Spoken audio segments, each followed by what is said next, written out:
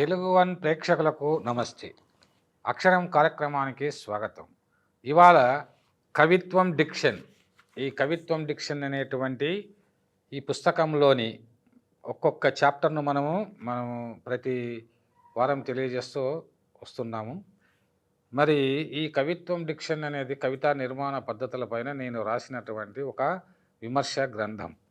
ఈ గ్రంథం ద్వారా ఇప్పటి వరకు మరి అనేకమైనటువంటి అనేకము అంటే కొన్ని వందల వేల మంది యువకులకు ఈ పుస్తకాలు పంచిపెట్టడం జరిగింది. అనేక కవి సమ్మేళనాల్లో వారికి దీని గురించి చెప్పడం కూడా జరిగింది.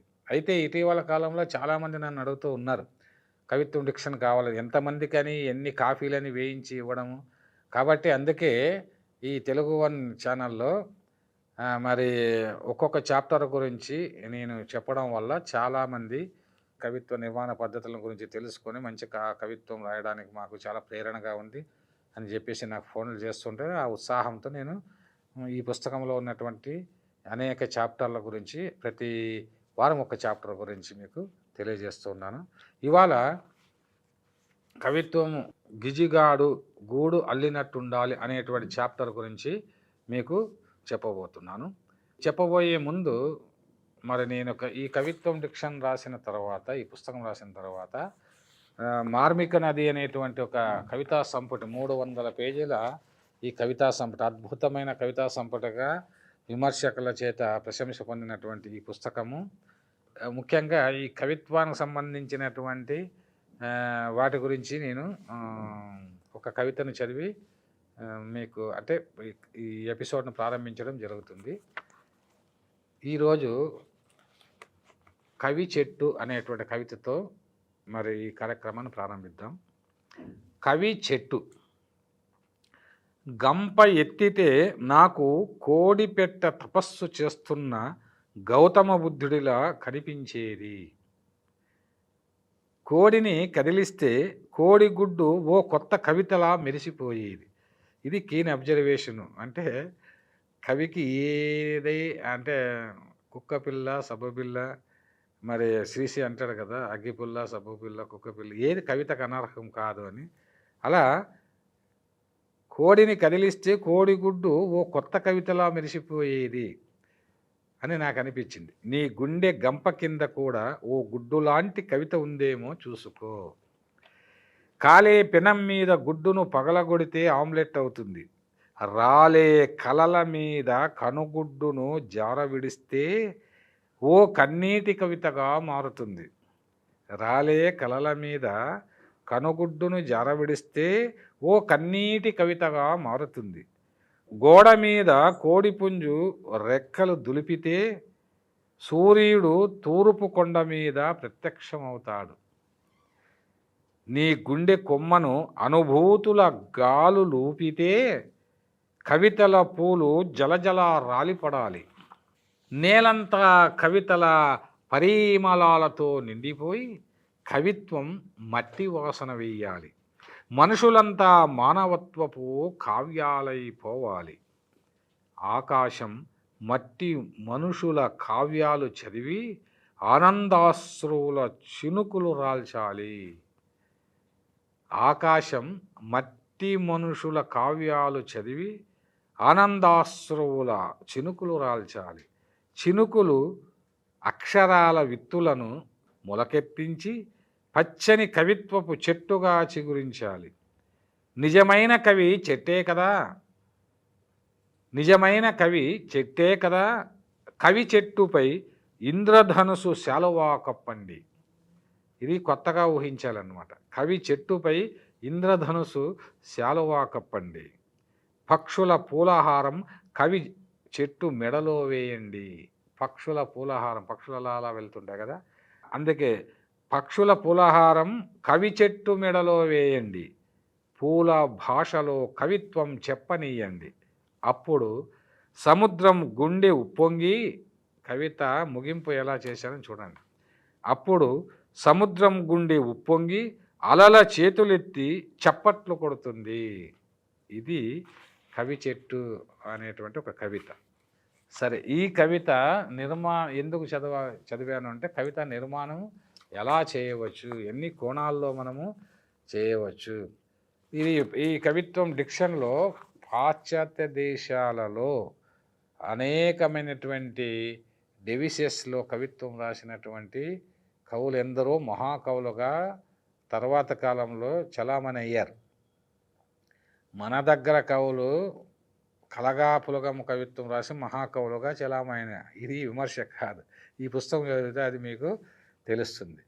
కాబట్టి కాఫీ కొట్టారని చెప్పను, కానీ అనుకరణ అద్భుతంగా మరి తమ సొంత కవిత్వంగా శిల్పీకరించిన కవులు కొద్దిమంది ఉన్నారు. అనుకరణ మక్కిగా అనుకరించి కవితా నిర్మాణం చేసిన కవులు కూడా చాలామంది ఉన్నారు.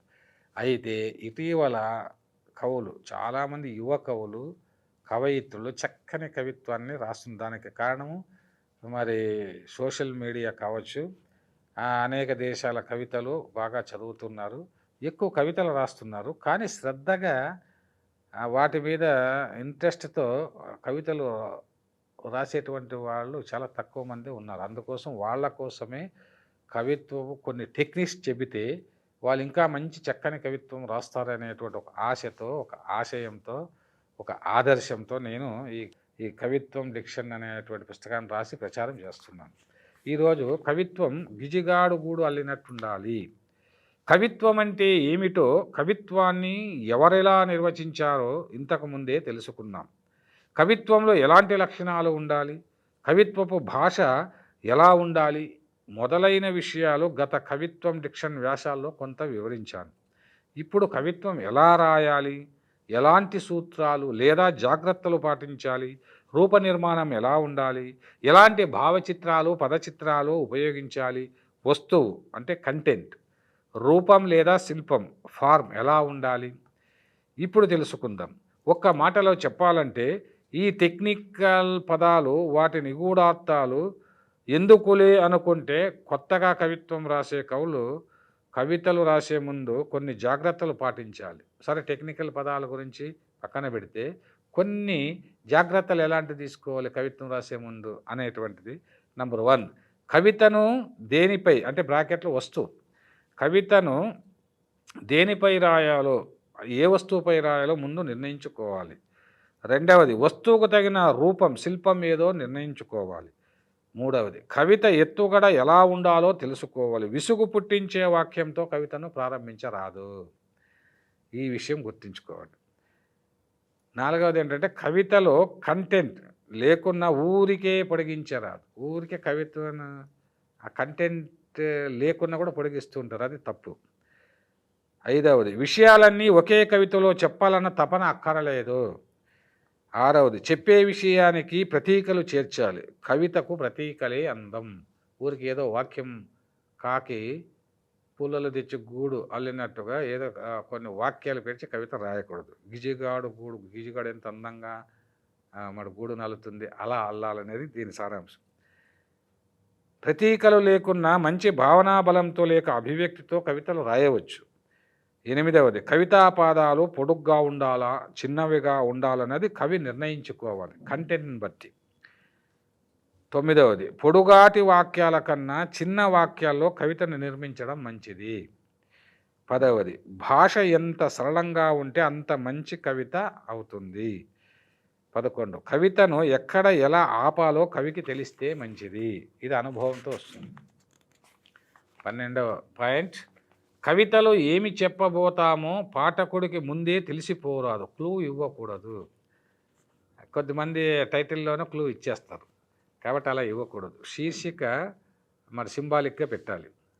13వది, అక్షరరమ్యత అంత్యప్రాసల కోసం ప్రాకులాడరాదు.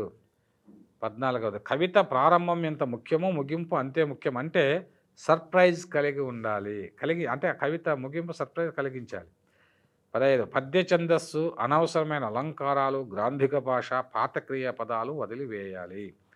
ఇలా కొత్తగా కవిత్వం రాసే కవులు కవితలు రాసే ముందు ఆధునిక వచన కవిత నిర్మాణం పట్ల జాగ్రత్త పడాలి. చాలామంది కవులు కవితల్లో వాడే భాష కృతకంగా ఉంటుంది, ఈ విషయం గమనించండి.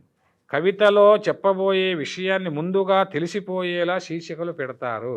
ఇక కవితలో ఏముందో పాఠకులు ఊహించుకొని వీడేం చెబుతాడులే, వీడు బొంద అనుకొని ఆ కవితను చదవరు. ముఖ్యంగా తోటి కవులు చదవరు. తమ కవితే గొప్పదని చాలామంది కవులు భావిస్తారు. ఈ స్టేట్మెంట్ బాగా ఇది అందరికి తెలిసిన విషయం. ప్రతి ఒక్కరు ఏమనుకుంటారు, నా కవితే గొప్పదనుకుంటారు. అలా అనుకోవడం కూడా మంచిదే. ఎందుకంటే లేకపోతే ఇన్ఫీరియారిటీ కాంప్లెక్స్లోనే అయితే కవిత్వం రాయలేరు కదా. కానీ అందరికంటే కవులకే ఈగో ఎక్కువగా ఉంటుంది.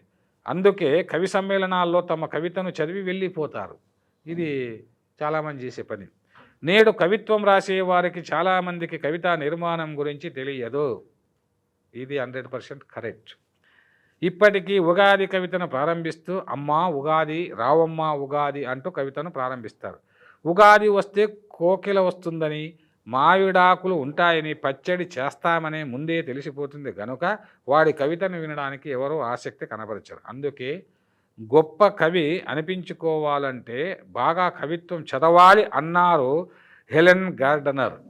గొప్ప కవి అనిపించుకోవాలంటే బాగా కవిత్వం అంటే అంతకుముందు రాసినటువంటి గొప్ప కవుల కవిత్వం చదవాలి. చెత్త కవుల కవిత్వం చదివితే మనము చెత్త కవిత్వం రాస్తాం. కాబట్టి ఎవడు గొప్ప కవి, ఎవడు చెత్త కవి అనేటువంటిది మనము నిర్ణయించుకోవాలి.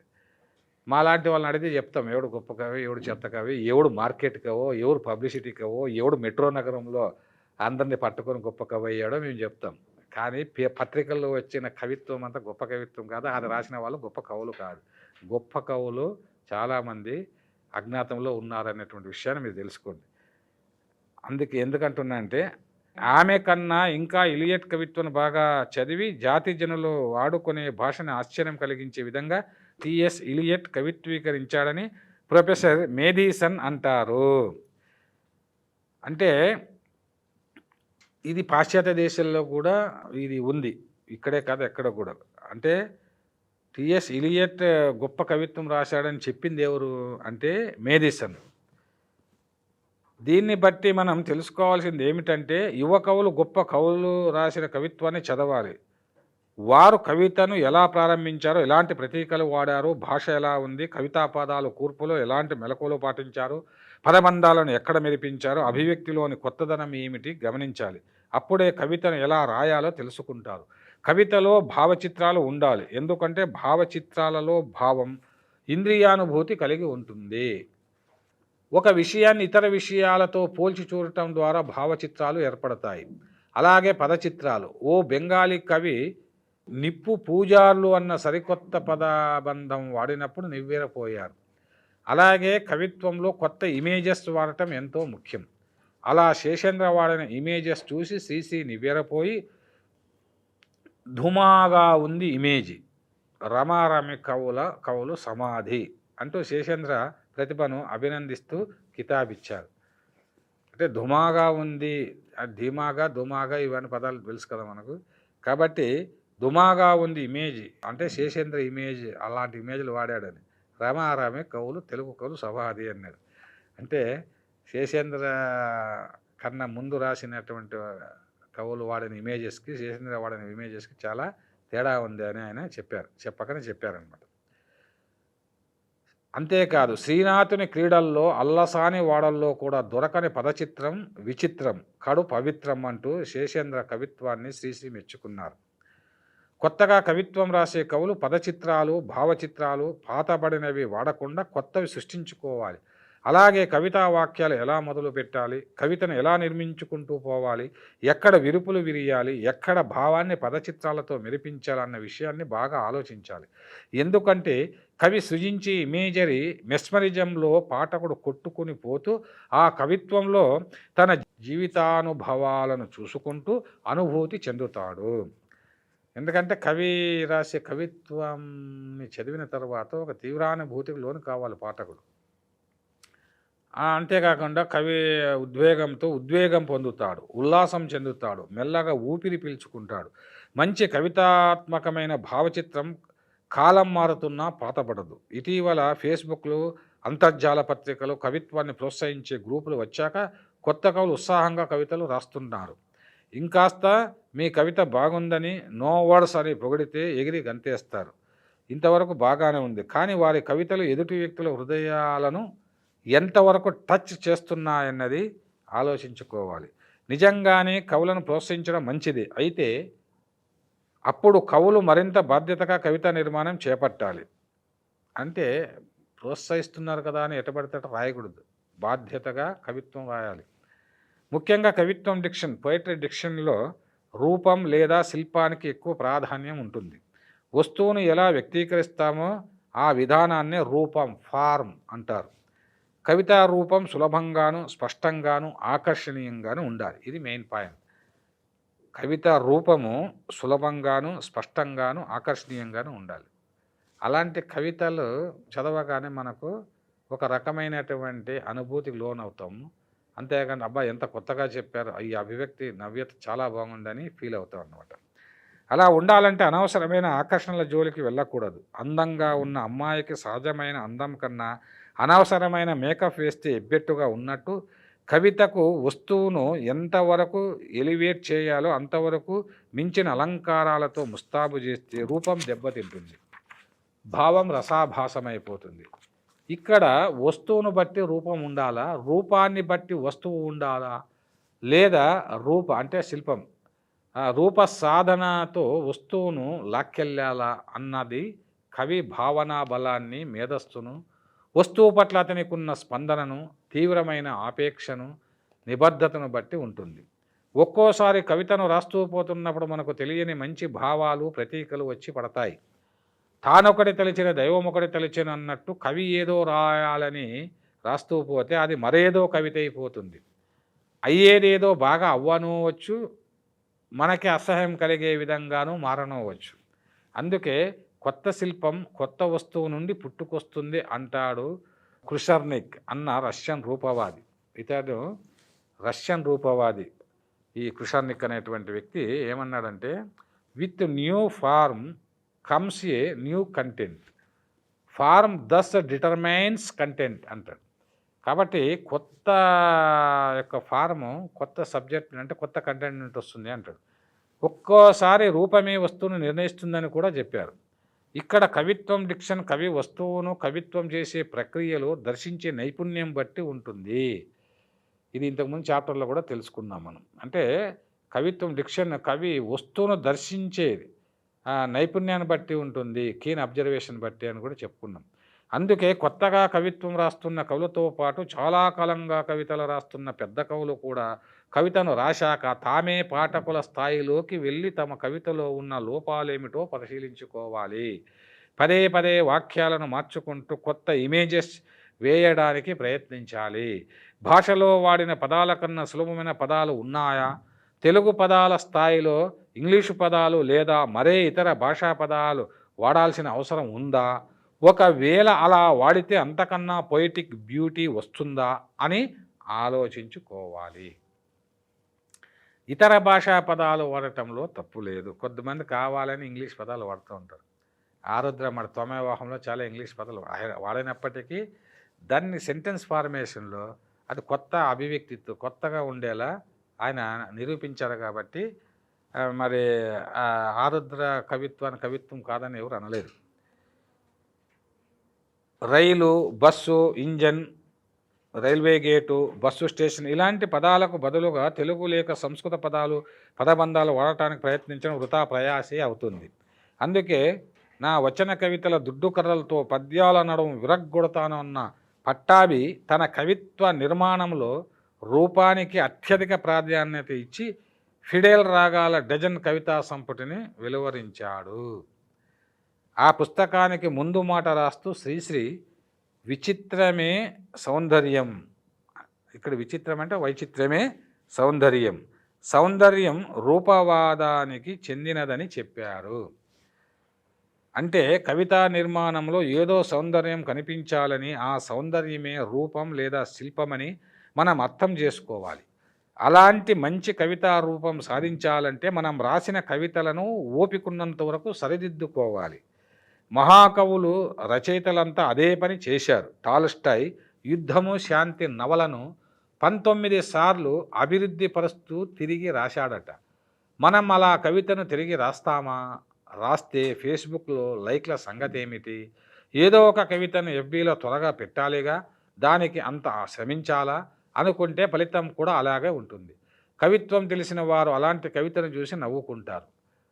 ఎందుకంటే కవితలు ఏవో పత్రికల్లోనూ ఏదో మెయిన్ పత్రికలు వస్తే ఆ కవిత వాడు గొప్ప కవి అంటే, వెధవ కవులు కూడా మెయిన్ పత్రికల్లో వేయించుకునే సందర్భాలు మనం చూస్తూ ఉన్నాం. కానీ కవిత్వం తెలిసినటువంటి వాడు మెచ్చుకుంటే అది నిజమైన కవిత.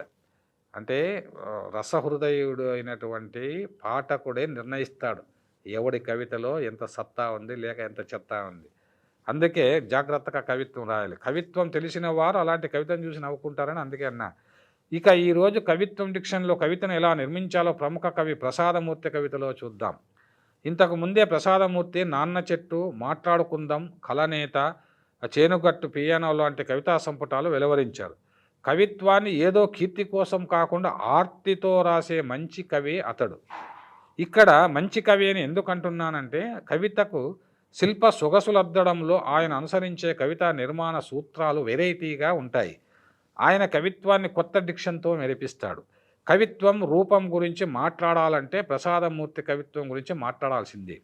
కొందరు ప్రతీకలతోనే కవితలు రాస్తారు. మరికొందరు ముసలమ్మకు పట్టు చీర కట్టించి పాతకాలం నాటి నగలు వేసి బోసి నవ్వుతో నవ్వితే బాగుంది చూడమన్నట్టు తమ కవితకు అర్థం పత్తం లేని అలంకారాలు తొలగించి ముస్తాబు చేస్తారు. కానీ ప్రసాదమూర్తి అక్షరాలను పొదుపుగా వాడి కొత్త ఇమేజెస్తో అభివ్యక్తి నవ్యతతో శిల్పాన్ని తలుపుకోమనిపిస్తారు.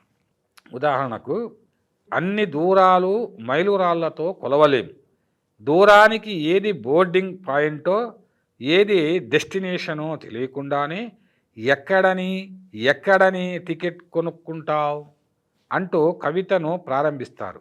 కవిత నిర్మాణంలో ఇదో టెక్నిక్. కవి చెప్పబోయే వస్తువు రూపం అని తెలిసినా ఏం చెప్పబోతున్నాడో తెలియదు. కవి చెప్పబోయే వస్తువు దూరం అని తెలిసినా ఏం చెప్పబోతున్నాడో తెలియదు. పైగా దూరాలు సహజంగా మైలురాళ్లతో కొలుస్తాం. కానీ ఈ కవి ఏ దూరం గురించి చెప్పబోతున్నాడో తెలియక ఆసక్తితో కవితను చదువుతాం. పైగా దూరానికి ఏది బోర్డింగ్ పాయింటో ఏది డెస్టినేషనో తెలియకుండానే అనటంతో ఓహో ఇందులో ఏదో తిరకాసు ఉందని భావిస్తాం. ఎక్కడని టికెట్ కొనుక్కుంటావు అనటంతో మరింత ఆసక్తి కలుగుతుంది. ఇదే కవితా నిర్మాణంలో ఉన్న మెస్మరిజం.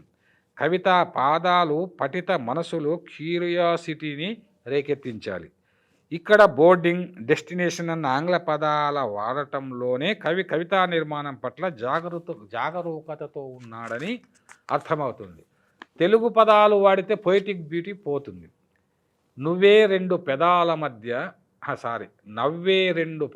మధ్య, చూసే రెండు కళ్ళ మధ్య, పలకరింపుల 4 మాటల మధ్య, ఇచ్చిపుచ్చుకొనే శరీరాల మధ్య ఏ దూరం ఏ రంగులో ఉంటుందో నీకు తెలీదు, నాకు తెలియదు అంటూ సెకండ్ స్టాంజాలో అసలు వస్తువును కవితలో ప్రవేశపెడతాడు.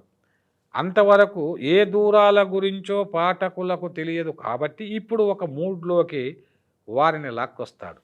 అంతేకాదు మరింత ఆసక్తిని పెంచేందుకు అన్నట్టు పెదాల మధ్య, కళ్ళ మధ్య, మాటల మధ్య ఏ దూరం ఏ రంగులో ఉంటుందో నాకు తెలియదంటారు. ఇక్కడ దూరాన్ని రంగుతో ఉపమింపచేశాడు. రంగును సిమిలీగా వాడుకున్నాడు కవి. నవ్వుల్లో, కళ్ళల్లో, మాటల్లో, శరీరాల్లో ఏ దూరం ఏ రంగులో ఉంటుందో నాకు తెలియదు అంటూ 2 సార్లు అనడంలోనే కవితను ధ్వనిపూర్వకమైన శిల్పంగా మార్చాడు.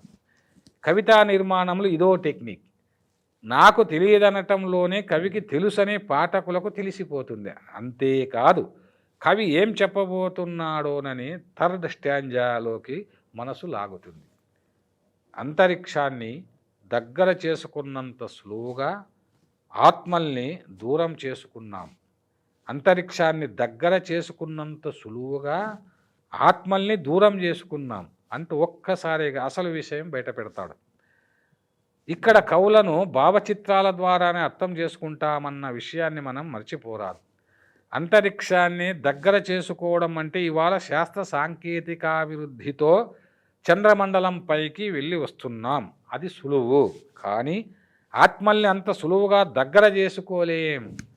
అందుకే దూరం చేసుకున్నామంటారు కవి. మాటి మాటికి మారే ఆత్మల్ని దగ్గర చేసుకోవడం కష్టమే మరి.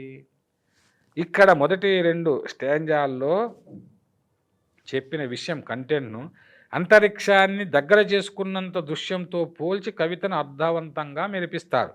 తర్వాత దూరాన్ని సముద్రమో, ఎడారో, కారడవో, హిమాలయమో అంటూ ఇమేజెస్తో ముస్తాబు చేస్తూ దూరం రూపమేంటో తెలియకుండా నిన్ను ఏ అస్త్రంగా సంధించి దూరాన్ని ధ్వంసిస్తావంటూ కవితనంతా తన భావనా బలంతో ముందుకు నడిపించుకుంటూ వెళతారు. చర్మం సంచికి చిల్లు పెట్టి నెత్తురు ఖాళీ చేయడమంత ఈజీ కాదు, మనసుల మధ్యలో దూరాన్ని చెరిపేయడం. ఇక్కడ కవి యొక్క గొప్పతనం మనకు తెలుస్తుంది. అంటూ మళ్ళీ దూరాన్ని అంటే దూరమైన వస్తువు మరో కోణంలో దర్శించి ఆశ్చర్యం కలిగించే విధంగా అభివ్యక్తీకరిస్తాడు. చర్మం సంచి అంటే చర్మం సంచి పదబంధం ఎంత బాగుందో, చర్మం సంచితో పోలుస్తాడు. ఎంత బాగుందో కదా, పోలిక కొత్తగా లేదు. అంతేకాదు దేహానికి చిల్లులు పెట్టడం అంటే హత్య చేయడం, దాన్నే నెత్తురు ఖాళీ చేయడం అంటూ అభివ్యక్తి నవ్యతతో మనల్ని విస్మయపరుస్తారు. హత్య చేసి చర్మం సంచిలో నెత్తురు ఖాళీ చేయవచ్చు కానీ మనసుల మధ్య దూరాన్ని చెరిపేయడం ఈజీ కాదు అనడంతో పాఠకులు గాఢానుభూతికి లోనై భారంగా ఊపిరి పీల్చుకుంటారు. కవి కన్ను ప్రిజం, కవి కన్ను ప్రిజం, కవిత్వం మెస్మరిజం అంటే ఇదే కాబోలు. ప్రసాదమూర్తి దార్శనికత ఉన్న కవి. తన చూపులు ప్రసరించిన వస్తువులనే అందమైన ఇమేజెస్గా మార్చేస్తాడు. అంటే ఆ కవి వస్తుతః కవి అంటాడు శివారెడ్డి ప్రసాదమూర్తి గురించి చెప్తూ. కాబట్టి వస్తుతః కవి అంటే ఏ వస్తువు మీదకైతే తన యొక్క దృష్టిని కేంద్రీకరిస్తాడో ఆ వస్తువుల అందమైన ఇమేజెస్గా మార్చేస్తాడు. ఇక కవితకు ముగింపు చాలా ముఖ్యం. ఇది సర్ప్రైజ్గా ఉండాలని చెప్పుకున్నాం. ప్రసాదమూర్తి కవిత ముగింపు దశకు వెళ్ళే కొలది భౌతికమో ఆధ్యాత్మికమో ఆత్మికమో ఆధ్యాత్మికమో దూరం ఏమో కానీ నిన్ను నేను నన్ను నువ్వు చూస్తున్నది మాత్రం నిజం కాదు. ఇంత దగ్గరలోనూ మనకు తెలియని దూరం ఏదో ఉంది. కొత్త ఖండాలు కాదు, ఇప్పుడు డిస్కవరీ ఆఫ్ డిస్టెన్స్ కావాలిరా. నిన్ను నా భుజం మీద వేసుకొని నన్ను నీ భుజం మీద వేసుకొని బయలుదేరుదాం అంటూ కవితను ముగిస్తారు. ఇద్దరి మధ్య ఉన్న దూరాన్ని కవి పసిగట్టాడు. దాన్ని ఒక వస్తువుగా ఎంపిక చేసుకున్నాడు. అనేక రకాల అభివ్యక్తుల రూప సామాగ్రితో కవితను నిర్మించాడు. దూరాలు మైలురాళ్లతో కొలవలేమని ప్రారంభించి కొత్త ఖండాలు కాదు, ఇప్పుడు డిస్కవరీ ఆఫ్ డిస్టెన్స్ కావాలంటూ అందుకు ఒకరి భుజాలపై మరొకరి భుజం వేసుకొని బయలుదేరుదామంటూ కవితను ముగించడంలోనే ప్రసాదమూర్తి శిల్ప నైపుణ్యం ఏమిటో తెలిసిపోతుంది. ఇక్కడ రూపవాది రష్యన్ కుషర్నిక్ అన్నట్టు ఫార్మ్ దస్ డిటర్మైన్స్ కంటెంట్ అన్నట్టు కవిత వస్తువును రూపమే నిర్ణయిస్తుందన్న విషయాన్ని, దూరం అన్న చిన్న వస్తువును గొప్ప కవిత్వం చేసిన ప్రసాదమూర్తి కవిత రూప నిర్మాణ కౌశలమే రుజువు చేస్తుంది.